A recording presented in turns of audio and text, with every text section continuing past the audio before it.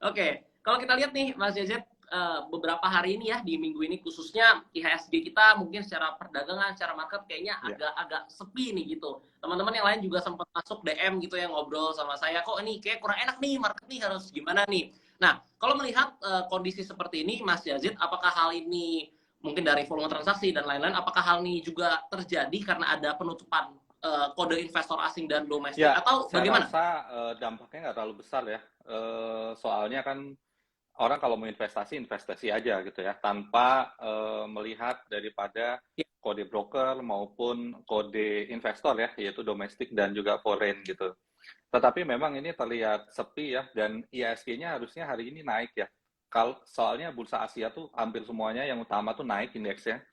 Tetapi ISG itu hampir merah sendirian gitu ya. Padahal ada good news di China bahwa di Shanghai itu COVID-nya nol gitu ya, dan juga banyak wilayah juga di sana kan karantinanya per wilayah itu mulai dibuka gitu ya. Kita tahu bahwa China ini memerankan ya, peranan penting di perekonomian dunia ya. Kalau di sananya itu situasinya berjalan dengan baik, pastinya ini akan mempengaruhi harga komoditas juga ya, dan juga pada jalur benar. distribusi ekspor impor gitu ya. Nah, makanya bursa Asia cenderung menguat di Indonesia aja. Ternyata memang investor asing hari ini melakukan penjualan ya. Ada net sell di dua bank ya. Di antaranya itu adalah BRI. Nah, ini soal kode tentang investor domestik atau asing, terutama asing ya. Ini baru bisa kita lihat setelah penutupan.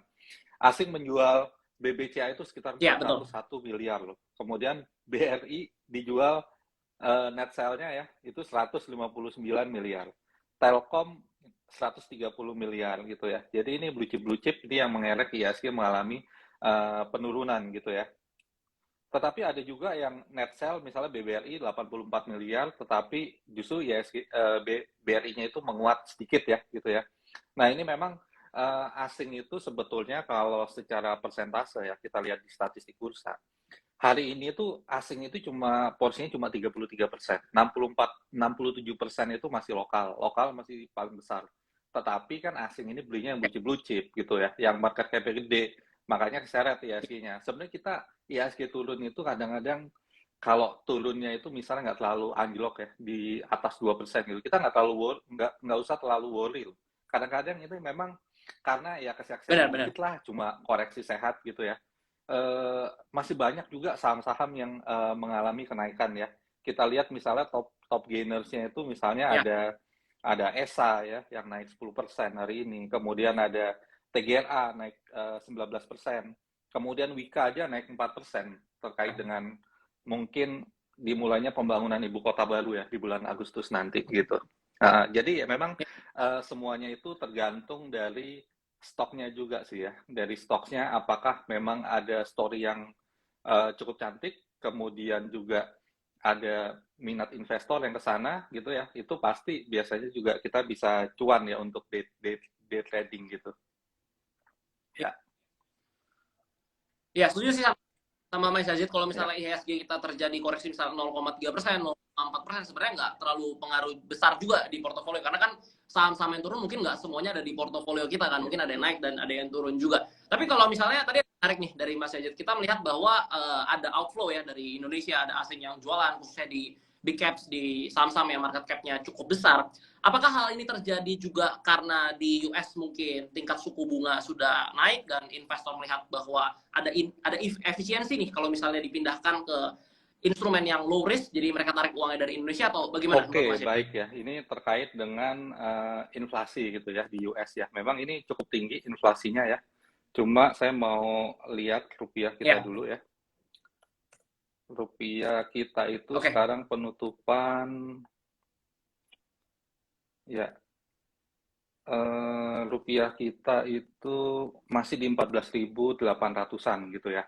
Nah, terkait inflasi di Amerika Serikat kan memang ya kita kan selalu lihat itu kan dari dari ekonomi terbesarnya dulu ya, yaitu di US gitu ya. Di sana kan inflasinya tinggi. Ini apakah akan Ya, mempengaruhi Indonesia gitu?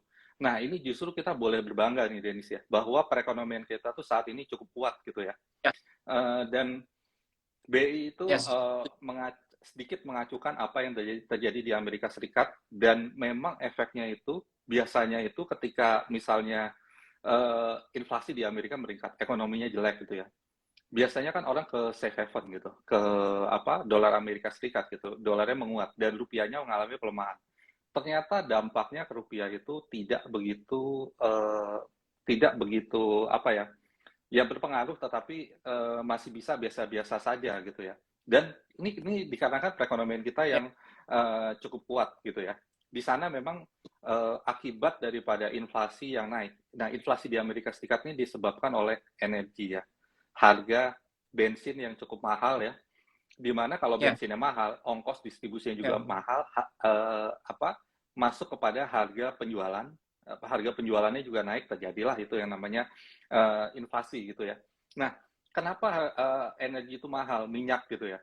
Satu demand itu mulai meningkat pasca pandemi. Sebenarnya juga sekarang masih pandemi, tapi kan udah membaik ya. Nah, itu karena ada ya, demand yang meningkat pasca pandemi. Yang kedua adalah Rusia dan Ukraina gitu ya, yang dari sisi supply-nya nih terhambat gitu kan.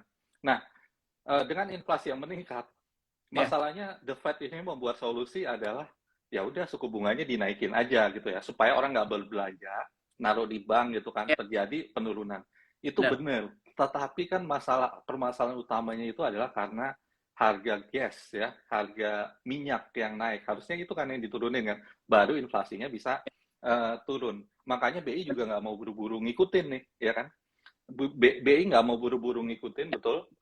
Ya, dikarenakan inflasi kita itu masih cuma kurang dari 3,5%. Bahkan inflasi inti itu di bawah 3%. Kita masih fine-fine aja. Kita juga nggak mau ngerem momen pertumbuhan Ya, ekonomi kita. Makanya BI menahan pun oke-oke aja. Rupiahnya juga nggak terjadi gejolak. Nah, rupiah ini ditopang oleh neraca perdagangan, Dennis. Yang kita tuh surplusnya luar biasa. Mungkin udah 20 bulan lebih kali ini kita surplus miliaran dolar gitu ya, setiap bulannya. Ya, ini yang memberikan devisa buat kita gitu ya. Jadi di satu sisi memang kita net importer minyak gitu ya. Kita mengimpor minyak, tetapi ini ditopang oleh devisa sehingga rupiah kita juga baik-baik saja, dan mungkin BI juga masih masih banyak instrumen gitu lah. Di antara ada cadangan devisa untuk membuat rupiah ini menjadi lebih stabil. Kemudian ada juga kan misalnya kayak membeli obligasi kayak gitu ya. Jadi melempar duit lah ke pasar gitu ya. ya, Kemudian bisa juga nanti menaikkan suku bunga gitu ya, dan untuk suku bunga masih belum dinaikkan gitu ya. Jadi sebetulnya perekonomian kita ini masih oke-oke aja gitu ya. Jadi apa yang terjadi di Amerika Serikat ya, itu ya yang terjadi ya di sana gitu ya. Di sini cukup baik-baik aja. Mungkin ada efek psikologisnya gitu ya, tapi saya rasa kita nggak perlu ya, terlalu khawatir lah untuk itu ya, karena sekarang Indonesia ini bisa dibilang ya gadis cantik lah di dunia ini. Bahkan untuk apa yang terjadi di Ukraina dan Rusia aja, Presiden Jokowi diundang untuk mendamaikan ya, untuk negara-negara G7 itu ya, seperti itu. ya, ya. Ya, benar sih. Saya setuju juga, setuju banget sama Mas Yazid mengenai psikologis ya. Mungkin karena kita cenderung melihat bahwa pergerakan indeks kita, IHSG kita, itu sepertinya mirroring dengan bursa Amerika. Kalau misalnya mereka merah, kita akan merah. Tapi yang kita lihat di minggu lalu itu ada Ya, suatu keajaiban ya, ajaib nih, keren. Ketika dan S&P 500 koreksi dalam ya, minus 4% atau 3% ya waktu itu. Di saat itu betul. IHSG malah hijau sendiri ya, dan itu menjadi sesuatu yang keren gitu ya. Dan seharusnya kita juga melihat bahwa Indonesia sekarang juga secara ekonomi ya udah sangat baik ya. Kita doakan yang lebih baik lagi supaya nanti bisa di 2045 Indonesia bisa menjadi negara dengan ekonomi terbaik atau Ya, terbesar ya, kelima di dunia. Oke, Mas Yazid, itu mengenai secara makro. Sekarang mau bahas sedikit nih mengenai ya, harga saham gabungan kita. Kalau kita lihat di penutup perdagangan hari ini, IHSG kita tutup di level ya. 6.996 ya, 6.996. Nah, menurut Mas Desi sendiri untuk kuartal 3 nih, kita kan udah mau masuk ke kuartal 3 nih ya di bulan depan, di bulan Juli. Kalau kita masuk ke kuartal 3 dan kuartal 4 ya mungkin sampai bulan Desember nantinya, kira-kira range pergerakan harga IHSG ini akan kemana nih? Apakah cenderung akan sideways dulu untuk sementara, atau akan cenderung ada koreksi, atau kita akan rally dan lanjut lagi nih mungkin ke level-level Ya, all time pertama high kita berikutnya? lihat secara garis besar ISG kita itu uptrend ya. Uptrend mau dari 10 tahun yang lalu, kayak mau dari 20 tahun, mau dari awal COVID Yes. gitu ya. Ini masih uptrend dan kita masih mencetak rekor baru kan di sekitar ini bulan-bulan April ya teman-teman ya, yaitu IHSG mendekati level 7.400 gitu ya. Nah, untuk jangka menengah ini juga uptrend sebetulnya ya. Ini juga uptrend. Kita lihat sempat ada penurunan ya pada saat habis bulan puasa, bulan Ramadan, itu The Fed menaikkan sekitar 50 basis point, kemudian IHSG anjlok gitu ya, dan kemudian naik Ya. lagi. Nah, ini jangka menengah ya, jangka menengah itu sebetulnya uptrend juga. Kemudian di jangka pendek ini dia pergerakannya itu dia sideways ya. Jadi IHSG itu saat ini memang banyak dipengaruhi faktor dari global sehingga dia mencari keseimbangan baru sebetulnya ya. Dan periode mencari keseimbangan baru ini saya rasa ini akan terus berlanjut di kuartal ketiga ya. Saat ini sebetulnya IHSG bergerak sideways ya, antara level 6.900 hingga 7.100 di situ-situ aja gitu ya. Nah, ini kan karena minggu depan ini sudah masuk ke kuartal 3 ya. Tentu IHSG akan mungkin Ya. pergerakannya akan bergerak di level yang range-nya itu 200-an ya. Kalau misalnya turun ya 7.800 itu akan kuat menjadi level support-nya. Nanti resistennya di 7.000 gitu. Betul. Nanti kalau tapi menurut saya IHSG itu idealnya sebenarnya bergeraknya di level 7.000 lah, kira-kira seperti itu ya. Karena kuartal 3 ini kan sebenarnya menjadi kunci. Nah, kalau secara siklus fundamental ya, Denis ya, kuartal 3 itu menjadi kunci ya, Ya. karena laporan keuangan di kuartal 3 ya, itu kan sudah 3 bulan. Kuartal 4 itu biasanya, paling nggak, ini kan sudah 75% dari laporan keuangan. Tinggal Benar, ditambahkan benar, aja benar. satu kuartal, tinggal Ya. ditebak gimana, atau misalnya ada peningkatan karena tahun lalu tuh masih kondisinya COVID gitu ya. Udah tuh dapat ya, misalnya kayak wah paling Ya. pendapatannya nanti akan sekian sekian sekian gitu ya. Kemudian eh, pertumbuhan ekonomi di kuartal 3 itu biasanya juga sama, penilaiannya juga seperti itu. Paling nanti di kuartal 4 sekian gitu ya. Jadi kita tinggal menebak satu kuartalnya aja lebih gampang gitu ya. Makanya itu kalau misalnya Ya. hasilnya misalnya Benar. kurang begitu memuaskan, di bulan November itu IHSG biasanya merah gitu ya. Jadi kan ada istilah sell in Ya. May and go away gitu ya. Di bulan Mei itu biasanya IHSG Ya. mengalami penurunan. Justru salah. Secara statistik, bulan November itu bulan yang paling jelek buat IHSG karena di situ muncul laporan keuangan di kuartal 3 gitu ya. Nah, di kuartal 3-nya sendiri saya Ya. rasa IHSG itu masih apa ya? Masih cenderung masih bergerak sideways lah gitu ya. Karena memang sekarang kan banyak faktor permasalahannya terutama dari global, misalnya harga minyak, kemudian the Fed ya. The Fed ini saat ini 275 gitu ya, posisi suku bunganya 250 sampai 275. Dia akan kerek ini sampai ke 3,5 Ya. hingga akhir tahun nanti gitu ya. Dan ini kan Yes. BI otomatis ada potensi untuk melakukan adjustment. Karena selisihnya tuh Lakukan. sekarang 75 basis point ya. Kita 3,5, dia 2,75 Ya. gitu. Dan biasanya sebetulnya sih Ya. selama bertahun-tahun jaraknya itu dijaga di 3% sebetulnya. Tapi saat ini dekat banget loh, nekat banget. Cuma 0,75 ya. Ya. Bisa aja nanti kalau rupiahnya goyang itu akan dinaikkan oleh BI gitu ya.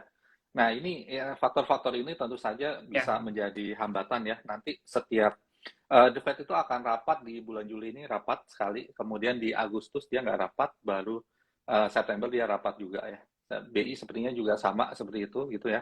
Jadi Ya. itu momen-momen suku bunga sebetulnya gitu ya. Setelah itu The Fed sepertinya akan sedikit melandai gitu ya. Jadi nanti di kuartal keempatnya kemungkinan agak lebih bagus gitu ya. Nah, kita sih optimis ya bahwa IHSG itu di akhir tahun ya, ini di 7.300-an gitu ya. Eh, Dulu memang banyak yang nggak Oke. percaya gitu ya. IHSG kan waktu itu tutupnya di 64 atau 65 gitu ya, atau 63 gitu ya. Ini Ya. akan ke Betul. 7.300. Itu dulu Ya. akhir tahun lalu gitu ya. Itu kan banyak yang nggak percaya. Sebenarnya gampang, tinggal tambahkan aja 10%, yang aja Benar. segitu. Itu sebetulnya pengulangan kinerja Ya. dari tahun lalu gitu ya.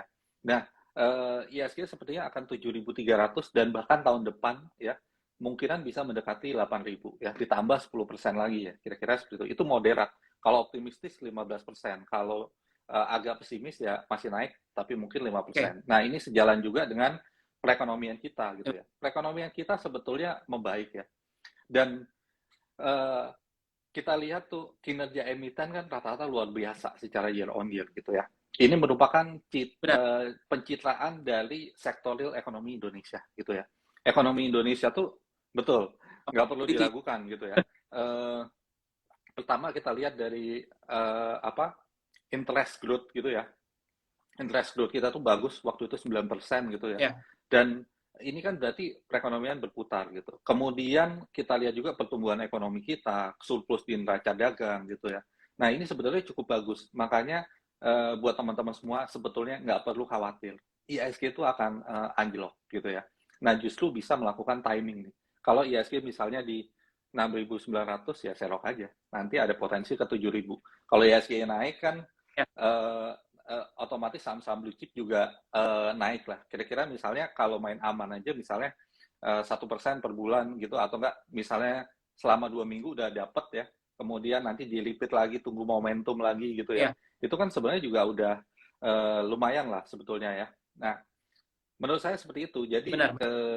karena kita tuh memang lagi di masa perekonomian kita tuh tumbuh ya kemarin 5,03 dan bahkan diprediksi tahun depan tuh 5,3. Kan ada prediksinya pemerintah dengan DPR ya, yang baru keluar gitu. Nah ini sepertinya juga perekonomian kita tuh arahnya sedang bertumbuh, jadi nggak perlu khawatir. Ya memang kadang-kadang ya sih akan nyampe berapa nih gitu ya.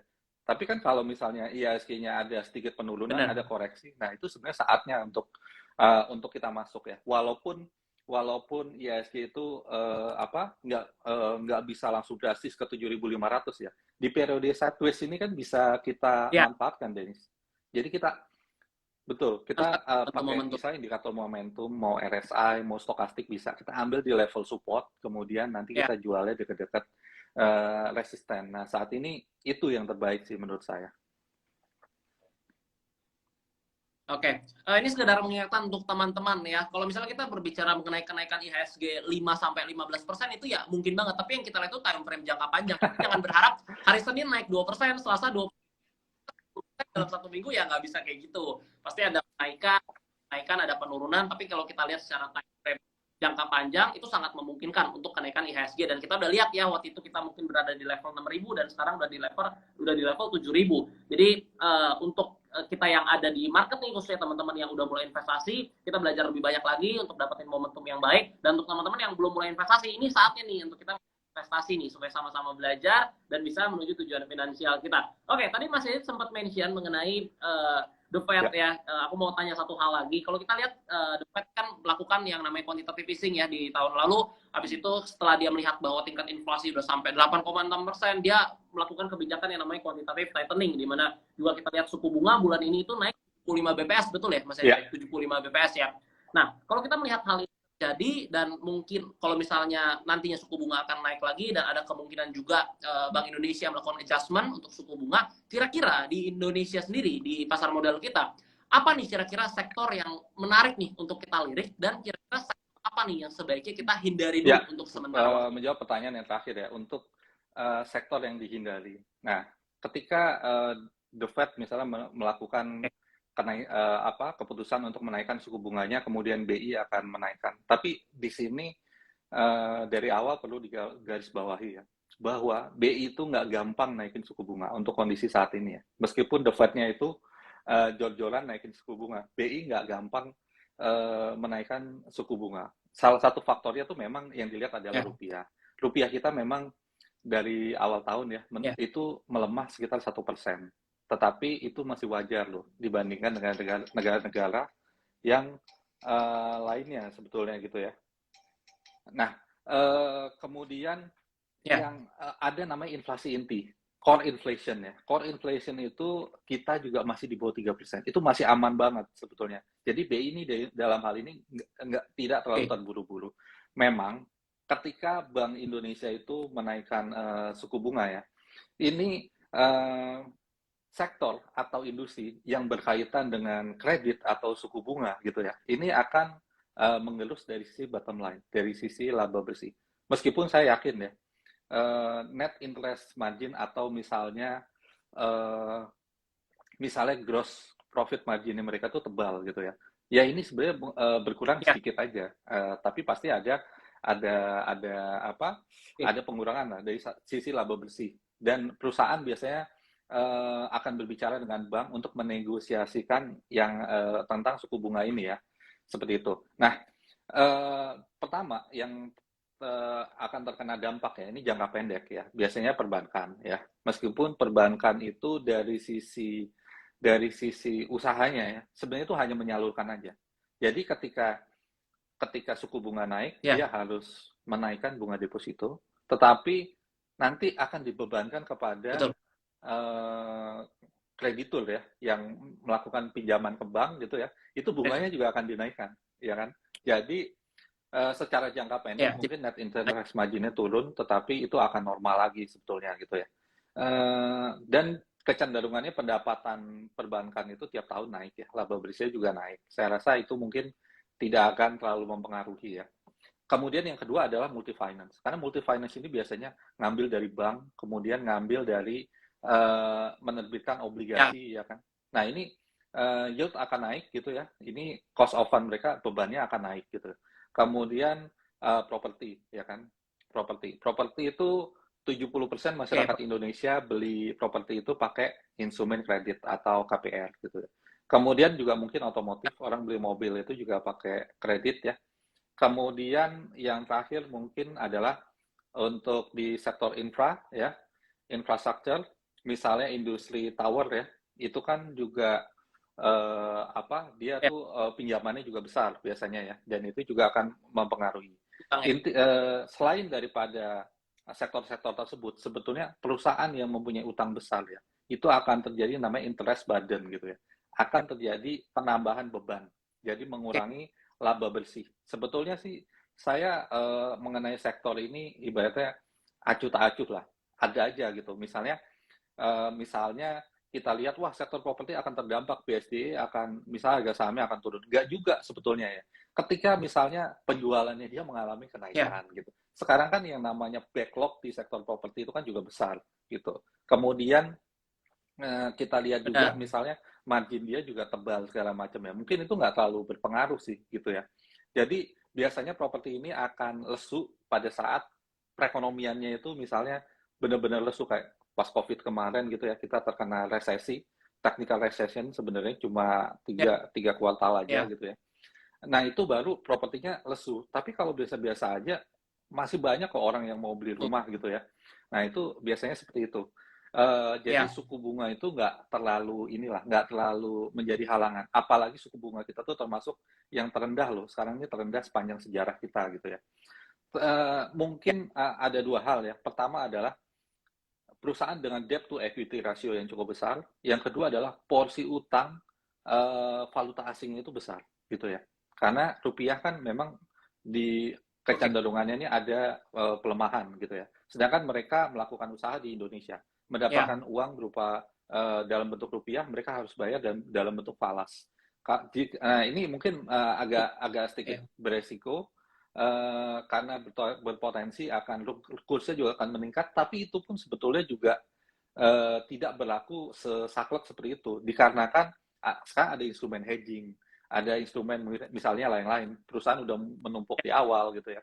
Ada strateginya sebenarnya tiap perusahaan tuh unik sebetulnya ya, emiten ini. Makanya kita perlu memperdalam sekali bisnisnya itu seperti apa gitu ya. Jadi terutama sih memang tadi ya sektor-sektor yang berhubungan kredit, kemudian debt to equity ratio yang terlalu besar, yang kedua mungkin kalau ada porsi falasnya, nah itu yang paling dihindari. Kemarin kan Aceh kan turun kan dari berapa tuh? Dari 1.200, dari 1.000 misalnya 1.300 jeblok ya Jebol. ke sekitar Ya, 750 ya. Itu kan jebol. sentimennya rupiah mengalami pelemahan. Sedangkan 80% barangnya dia tuh import ya kan. Benar.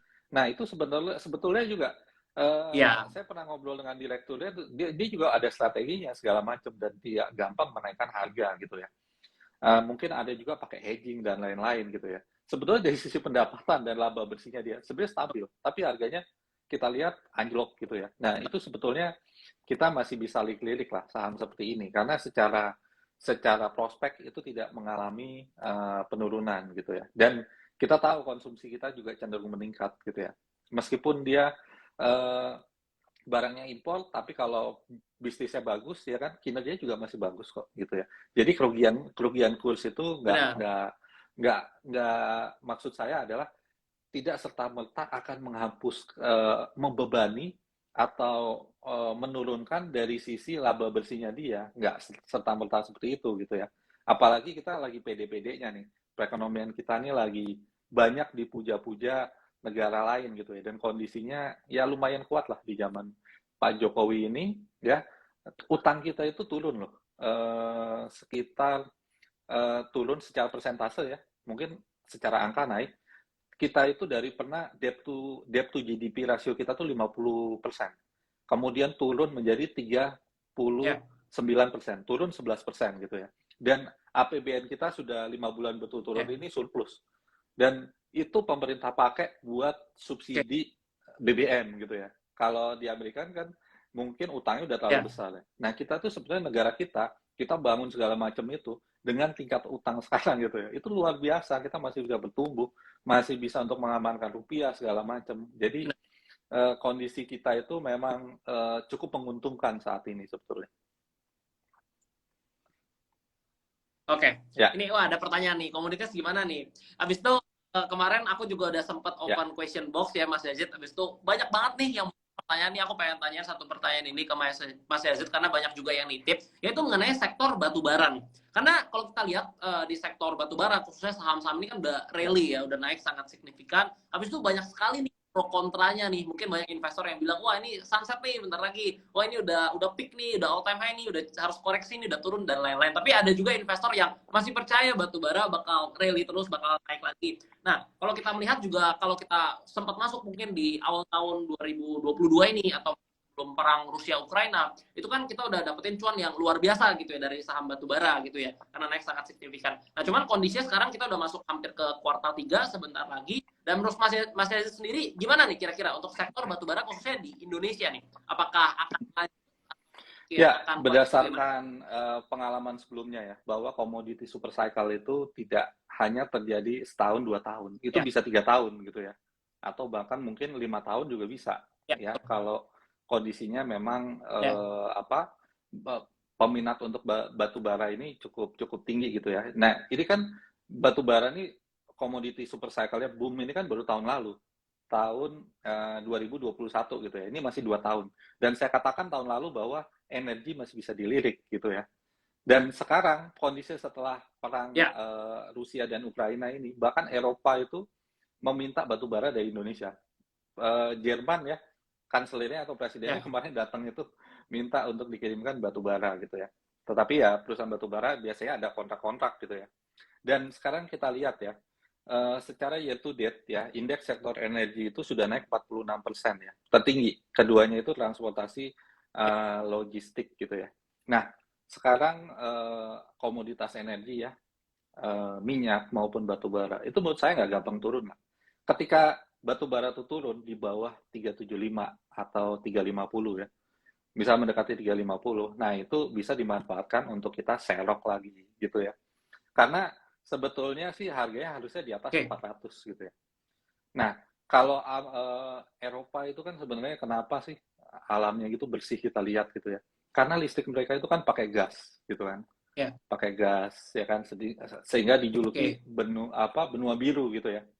Nah, tetapi ya kan gas itu sebetulnya lebih mahal sekitar 2 kali, dua Benar. setengah kali atau 3 kali lipat kayak gitu ya daripada batu bara. Ya, Makanya kenaikan harga batu bara ini betul.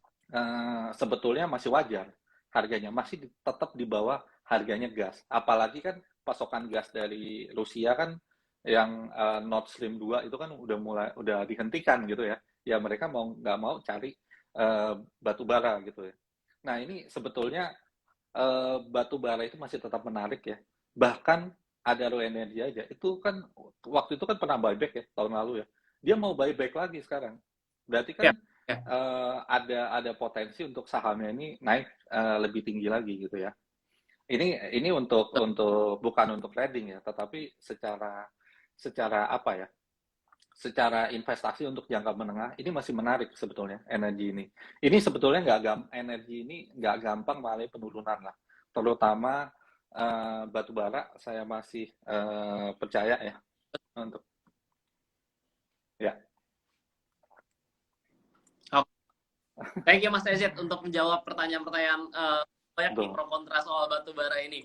Oke, kita lihat mengenai kondisi market kita sekarang ya IHSG kita udah di sering sekali ada di level area 7 ribuan ya seperti sekarang ini. Kita berbicara mengenai sedikit untuk trading karena mungkin teman-teman di sini banyak ya Mas Yazid yang melakukan trading ya, mungkin swing trading ya karena mereka masih muda semangat gitu ya suka mantengin market tiap hari dan kita lihat ya seperti ini kira-kira kan mungkin banyak juga dari teman-teman yang bilang kayak marketnya lagi nggak enak nih, marketnya lagi lesu nih, takut nih ada mini crash atau apa gitu kan. Walaupun sebenarnya secara ekonomi, kalau kita lihat Ya. sebenarnya oke-oke aja, fine-fine aja gitu. Nah menurut Mas Yazid sendiri untuk kita ngomongin soal aspek trading ini, apakah sebaiknya kita menggunakan strategi buy on weakness atau gimana nih?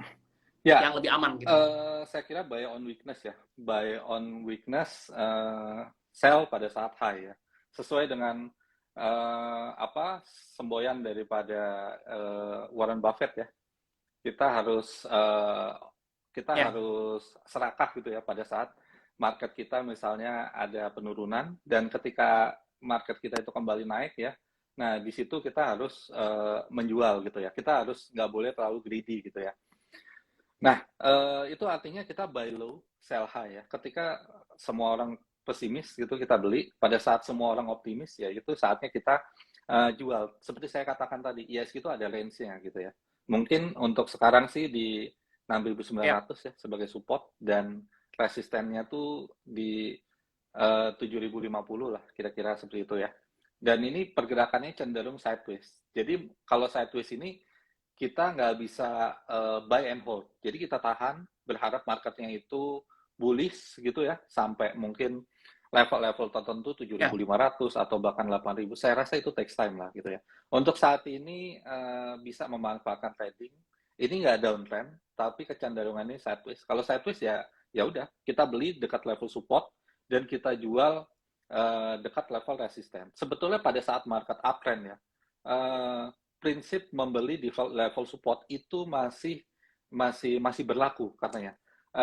Masih berlaku Dennis karena masih dia kan pergerakannya 45 derajat ke atas ya dan biasanya secara channeling itu ketika dia mendekati dynamic supportnya ya pada saat slope-nya miring ya. Nah, di situ mungkin ada target price yang cukup baik gitu ya.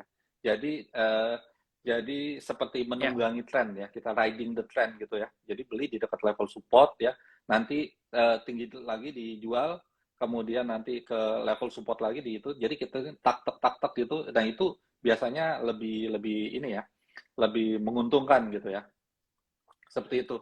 Nah, ya, saat ini kecenderungannya mungkin supportnya pakai yang horizontal seperti itu ya. Dan lebih aman sih sebenarnya di saham-saham blue chip gitu ya, karena biasanya juga penurunannya nggak begitu terlalu dalam dan pergerakannya ini mirroring seperti ISG gitu ya.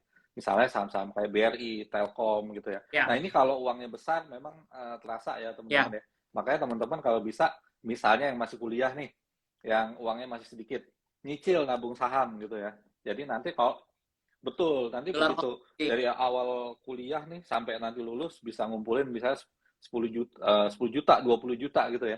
Nah, itu kalau tektok-tektok itu udah lumayan lah ya sebenarnya gitu ya. Kita lihat market yang Ya, ada gitu ya. Apalagi biasanya juga ada dividennya juga ya Denisa. ya, ya, betul, betul.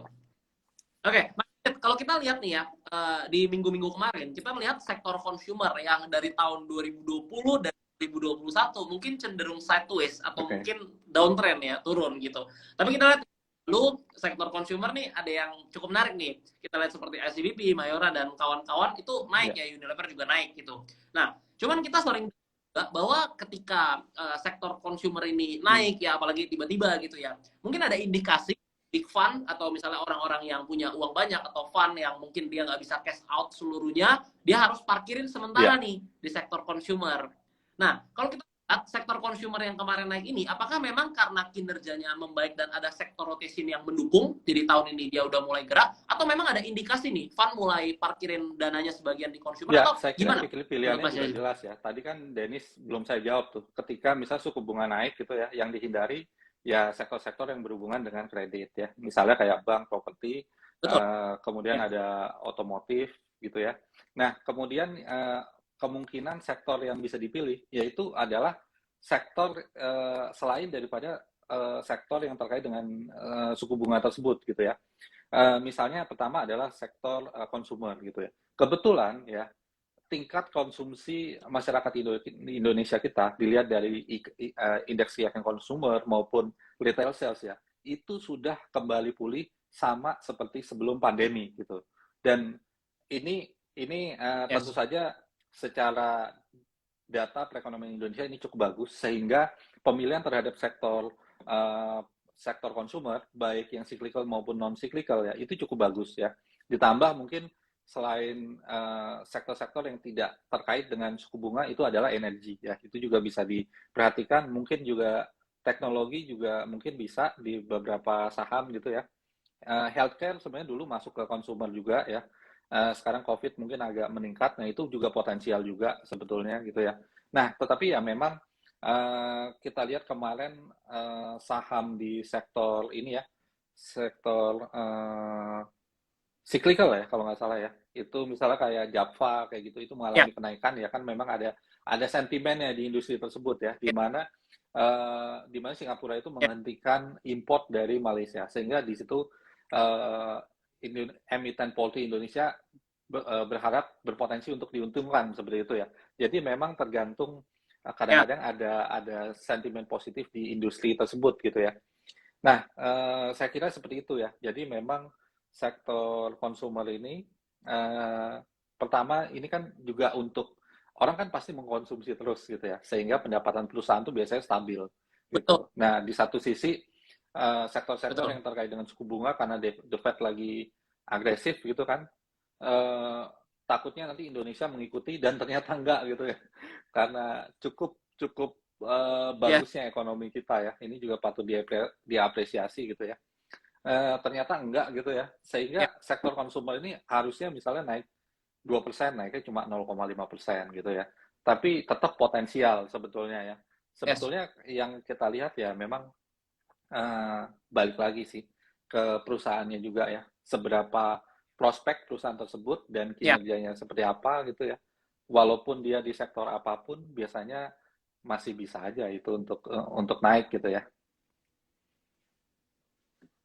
Ya, betul. Jadi kita tetap analisa tentunya untuk investasi secara kualitatif, kita lihat competitive advantage perusahaannya. Kalau misalnya memang bagus secara kinerja keuangan, Mhm. ya gas lah ya kan. Kalau misalnya dapat barang bagus, kenapa enggak gitu kan. Oke, secara simpel seperti itu. Oke, Mas Desit Boleh. ini udah lumayan banyak pertanyaan. Coba aku bacain beberapa pertanyaan yang mungkin kita bisa jawab bareng-bareng. Tapi sebelumnya sambil aku cari pertanyaannya, coba teman-teman komen dong, gimana live hari ini? Bermanfaat nggak nih untuk kalian? Pasti senang nih teman-teman di sini. Gimana live hari ini? Oke nggak? Mantep nggak? Kita cek ya pertanyaan-pertanyaan nih yang menarik. Oke, kita lihat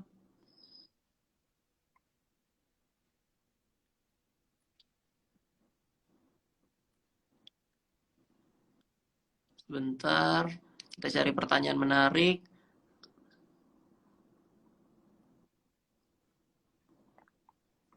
Wah, testimoni nih Mas Ya, Yazid banyak banget, mantap.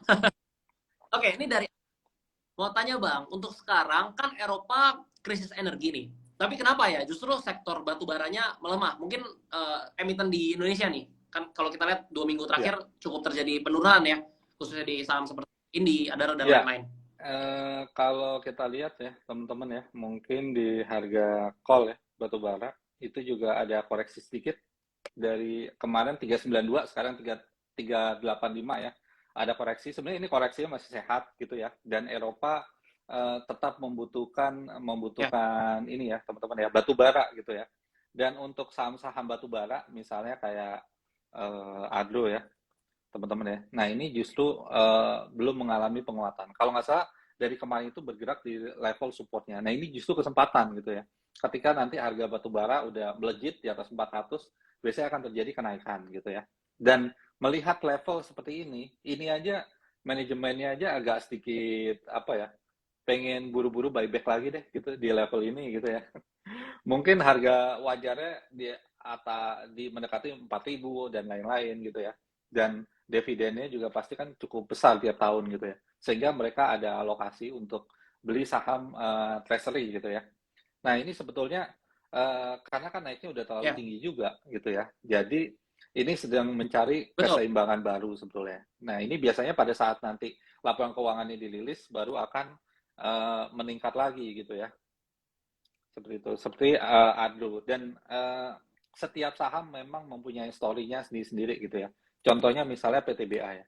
Nah, PTBA ini menarik dia. Sahamnya Ya, kalau kita lihat under value begitu sempat naik ya ke level 4.500, begitu bagi dividen sempat ke 3.600-an gitu ya. Jadi turunnya itu ya, hampir ya. 1.000 poin ya harganya ya. Memang ini ada story yang cukup menarik ya di PTBA. PTBA itu kalau nggak salah tahun lalu nggak bagi dividen gitu ya. Makanya banyak investor yang menjual sahamnya. Tapi kondisi berbalik, tahun ini dia bagi dividen, secara perlahan sahamnya mulai naik. Kembali lagi bergerak di 4.000. Itu pun secara valuasi itu sebenarnya Ya, masih murah gitu ya untuk PTBA sebetulnya gitu murah. ya. Nah, ini memang story-nya seperti itu. Ketika Ardo membagikan dividen, PTBA enggak, PTBA yang tertekan. Padahal sama-sama industri batu bara, tapi dua-duanya bagus sebetulnya gitu ya. Lain lagi misalnya kayak ITMG. ITMG terkenal dengan debt to equity rasionya yang rendah seperti itu ya. Nah, ini kan banyak banyak aspek-aspek yang perlu dipertimbangkan investor, terutama investor profesional. Nah, ini yang mempengaruhi pergerakan harganya masing-masing gitu ya. Tapi saya kira ketika ini Ya, pergerakannya jelas, ini uptrend dan dia cenderung mencari keseimbangan baru gitu ya, bergerak sideways gitu. Tapi ada potensi betul. karena tren besarnya ini uptrend, dia akan melanjutkan lagi tuh. Cuma kan memang waktunya agak panjang. Nah ini teman-teman Ya, pasti nunggu nih, gitu ya. Nunggunya kapan kayak gitu ya. Nah ya, ini mungkin ya ya, ya benar. kita lihat ya memang kalau untuk batu bara ini karena tahun lalu kita ngelihat ya ini cukup bagus. Kalau misalnya masuknya dari sekitar awal tahun atau akhir tahun kemarin ya, itu masih mengalami kenaikan. Tahun kemarin juga kenaikannya juga luar biasa sebetulnya gitu ya. Ya, Seperti itu. Jadi memang karena ini saham blue chip dia nggak bisa terlalu fluktuatif. Candle-nya paling panjang. Naiknya 6% gitu. Nggak bisa ini. Ini ya, jadi mesti tetap saham bagus tapi ya, takes time lah untuk mengalami kenaikan. Dan juga ingat ya, betul. ini untuk saham-saham batubara terkenal dengan dividen stock gitu ya. Tahu sendiri kan kalau dividen stock biasanya Betul, harga betul. sahamnya nggak naik terlalu kencang. Ya, Tapi dividennya gede lumayan. ITMG, ADO benar. ya, itu 2 kali. Karena Iya, gratis kalau ya. misalnya Iya, dividennya dapat gede, uang gratis. kemudian harga sahamnya naik tinggi, itu investornya kenyang banget tuh gitu ya. Iya. Semua nanti batu bara yang nggak ada yang mau Iya, invest di semuanya emiten batu lain kalau bara kayak gitu gitu. kan. Nah, ini memang ada Iya, karakteristiknya masing-masing gitu ya. Jadi biasanya kalau dividen stock harga sahamnya nggak naik tinggi gitu ya. Dan ini makanya dia kan harusnya bisa aja dia memberikan yield 25% atau bahkan 30% dividennya gitu kan. Tetapi kan ya perusahaan ini ya, kan masih beroperasi cukup panjang gitu ya dan bisa digunakan sebagai modal kerja, nggak semuanya digunakan untuk dividen gitu ya. Tapi harga sahamnya naik. Nah, ini keuntungan investor juga gitu ya. Sebetulnya harga sahamnya nggak naik pun gitu ya. ya, Nanti di bulan September nih, dividennya bisa lumayan, 8%. Harga sama tapi dapat 8%, kan lumayan ya, sebetulnya. Ya, kalau kita ngitung betul. untuk jangka waktu beberapa bulan, dibandingkan bunga deposito yang 1 tahun nih. Ya jelas, ini tetap masih masih bagus, Iya, 3 kali, 4 kali lipat kalau kita lihat dari segi manfaatnya, Denis. iya, aku tambah sedikit mungkin dari pertanyaan ini. Kalau kita mungkin aku juga sering jelasin gitu ya ke teman-teman, in the short run market is voting machine gitu ya. Jadi kita melihat adanya super cycle batu bara ini, tapi kita nggak mungkin berharap setiap hari, setiap minggunya harga saham batu bara itu naik gitu. Karena kita berbicara juga ada supply and demand ya, kita berbicara market, ada trader dan lain, jadi banyak banget faktornya. Tapi ketika memang secara fundamental, secara makro emang sektor tersebut didukung, tentu dalam jangka panjang harga saham dan emitennya tersebut ya pastinya juga akan naik, dan sebaliknya juga seperti itu. Oke, ini dari ada pertanyaan menarik. Kok mau tanya, sektor perbankan big cap turun terus. Kenapa nih? Nah, cuman sebelum Mas jawab, aku tambahin sedikit. Ya mungkin kalau kita lihat, kalau dibilang turun terus, mungkin kalau time frame-nya 1 bulan, 2 bulan mungkin iya. Tapi kalau kita balik ke 2020, sebenarnya nggak turun terus, tapi udah naik banyak banget gitu ya. BBCA dulu 23.000 sebelum stock split, BBRI di 2.500 ya, itu udah naik bahkan even udah hampir breaker. Nah, untuk pertanyaan ini mengenai sektor perbankan yang turun terus, aku juga sekalian tambahin satu pertanyaan juga ke Mas Yasin mengenai soal 4 big banks ini. Ya mungkin dari 2020 kita selalu edukasiin untuk teman-teman semua investor pemula, yuk kita sama-sama nabung nih dollar cost averaging di 4 big banks ya, khususnya BBCA, BBRI, BMRI ya, dan BBNI. Itu BBNI masih 5.000 ya, kemarin udah hampir 9.000, udah hampir 10.000 ya, udah 9.000-an. BBCA juga sama, BMRI, BBRI juga. Nah, cuman kalau kita melihat kondisinya sekarang kan harganya udah cukup tinggi nih, gitu kan. Nah, kira-kira gimana menurut Mas Yazid, apakah masih cukup menarik kalau kita dollar cost averaging setiap bulannya untuk teman-teman yang mungkin agak susah nih kalau analisa perusahaan-perusahaan yang nggak ngerti secara fundamental dan teknikal, masih oke nggak untuk DCA di 4 big banks ini? Dan juga kenapa nih mungkin dalam time kecil kenapa perbankan atau big caps big Ya, ini kenapa kalau turun terus? saya sih jawabannya Gitu. sama kayak Denis ya. Saya juga akan rekomendasikan yang sama gitu ya. Karena memang tepat sekali. Saham ini cocok buat investasi long term ya. Bagaimanapun ya, alasannya kenapa Indonesia itu meskipun kemarin ada tentang bank digital segala macam ya, bank konvensional itu masih tetap dibutuhkan gitu ya. Karena dananya besar ya. Perekonomian itu ngambil dana dari sana. Misalnya sebuah perusahaan ya, itu ada project misalnya ya, perusahaan taruhlah misalnya infrastruktur gitu ya, dia bangun mall, itu biasanya 30 pakai modal sendiri, 70 pakai modal bank gitu ya, yang sudah well known company gitu ya, project-project tersebut gitu ya. Dan ini makanya angka loan growth kita juga naik kayak gitu ya. Dan kalau kita lihat juga bank-bank ini juga sudah mulai bersolak ya. Dia mesti kalau kita lihat Mandiri dengan Livin-nya itu kan sebenarnya digital juga sih sebetulnya ya. Kemudian BRI, BNI itu juga ada aplikasinya itu juga mengalami kenaikan ya, download yang luar biasa juga gitu ya. Nah, kenapa 4 bank ini sebenarnya masih layak, masih tepat kayak gitu ya. Dan kenapa misalnya mengalami penurunan? Ya sentimennya karena suku bunga. The Fed kan naikinnya nggak kira-kira ya kan. Dan ternyata kata BI, nggak deh gue nggak ikutan lo kayak gitu ya. Kita masih mementingkan pertumbuhan ekonomi gitu ya. Dan kalau kita lihat juga sebetulnya ya, sebetulnya prospeknya itu dari sisi pendapatan ya Denis ya, sama laba bersih itu masih oke loh ke depan. Kenapa gitu ya? Karena gini, suku bunga kan misalnya anggaplah misalnya naik kayak gitu ya. Sumber daripada bank besar ini ya kan, itu kan terutama dari tabungan juga kencang. Tabungan kan bunganya di bawah 1% ya kan, itu kasanya tuh tebal, terutama BCA. BCA dan juga BLI. BNI juga mungkin sekarang udah mulai gitu ya. Dan ketika kasanya bunga punya kasa yang cukup besar gitu ya, kemudian kredit ini naik, justru tambah cuan mereka ini gitu ya, terutama BCA dan juga BRI. Justru kalau harga rendah seperti ini justru bisa dimanfaatkan. Nah kalau kita lihat secara jangka panjang ya, BRI dan BCA ya, kita sebut dua yang terbesar ini aja, itu dua-duanya uptrend. Cuma memang fluktuasinya paling banyak itu di BRI. Tetapi arahnya memang menguntungkan sih. Nah, kalau artinya apa? Ketika terjadi koreksi di BRI, jadi kesempatan untuk masuk tuh lebih besar sebenarnya dibandingkan BCA yang cenderung stabil kayak gitu ya, tapi naik terus gitu ya. Nah, itu sebetulnya kesempatannya ada di BRI. Dua-duanya sama-sama naik dan dua-duanya saling kejar-kejaran all time high, Dennis, gitu ya. Dan saya masih percaya seiring dengan perekonomian Indonesia yang terus berkembang ya, pertumbuhannya makin kesana itu makin bagus ya. Karena kenapa? Pak Jokowi ini bangun infrastruktur. Itu kan pasti nanti akan dilewati mobil, kemudian akan dibangun rumah segala macam gitu. Ini pasti jalan gitu ya. Dan kita masih di fase pemulihan dan dan cukup cepat lah kita nanti akan tinggal landas juga ya, perekonomian mulai diperhitungkan dan lain-lain gitu ya. Jadi ini sudah tepat sih sebetulnya gitu ya. Nah tadi yang nanya kenapa saham bank kok masih tetap stay gitu ya. Ini sebenarnya kan The Fed nanti mau naikin nih, The Fed lagi agresif gitu ya. Mungkin di kuartal akhir kuartal 3 ya, dia udah mulai kalem tuh. Mau dinaikin seberapa lagi pertanyaannya kan gitu kan. Itu akan dinaikin suku bunga juga Ya, membebani perekonomiannya dia loh, pertumbuhan. Maka di sana sekarang terkenal dengan stagflasi gitu ya. Jadi pertumbuhannya stagnan, inflasinya benar. tinggi gitu ya.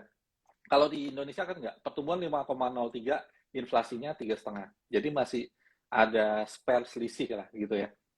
Nah, ini yang menjadi problem mereka gitu ya. Ya, Nah, saya rasa juga uh, ini akan jangka pendek aja. Begitu nanti misal laporan kuartal 3 diliris, laporan kuartal 4, saya kira masih ada pertumbuhan di banks ya. Bahkan dari sisi top line-nya dia, pendapatannya dia mungkin masih belasan persen banks gitu ya. Karena perekonomian Indonesia ini masih bisa berkembang dalam jangka waktu yang 10 tahun, 15 tahun, 20 tahun juga masih bisa gitu ya. Kita jangan lihat per kuartalan gitu ya. ya, Dan saya rasa tepat pemilihannya gitu. ya. Kita lihat. Cocok lah buat jangka panjang. Oke, thank you banget Mas Yazid. Itu pertanyaan terakhir dari followers dan juga dari aku, sekaligus menutup perjumpaan Ya, hari thank ini. you. By the way, thank you banget Mas Yazid untuk ilmunya. Kita belajar banyak banget dari Mas Yazid hari ini. Untuk teman-teman semua yang nonton live ini, yang masih ada di sini tapi belum mulai investasi, yuk sama-sama kita mulai investasi saham dan reksadana. Itu simple banget, ya mudah banget. Yang penting kita mau coba dulu mulai nominal 100.000, 200.000 pun udah bisa gitu. Tentunya pakai ajaib investasinya karena nggak ada minimum deposit. Oke, buat teman-teman yang pertanyaannya belum terjawab, mungkin boleh DM aku, nanti aku bantu jawab kalau bisa. Thank you banget untuk teman-teman semua yang udah nonton. Sehat selalu untuk semuanya. Sehat terus untuk Mas Yazid. Ya, Sukses terus, sehat selalu makin cuan Dennis. investasinya. Semoga cuan selalu. Terima kasih teman-teman ya. Semoga profit dan sehat selalu. Oke. Terima kasih Dennis. Saya undur diri. Oke, terima kasih.